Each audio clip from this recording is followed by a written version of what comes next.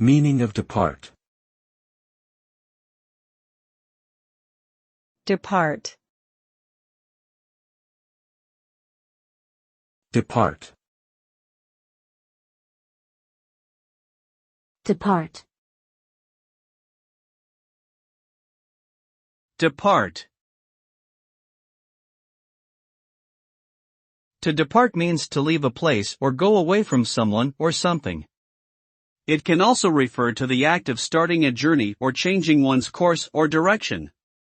The result of departing is that the person or thing that departs is no longer in the same place or position they were before. It can be a physical departure, such as leaving a building or city, or a more abstract departure, such as departing from a particular way of thinking or behaving. Ultimately, departing signifies a change, a new beginning, or an end to something.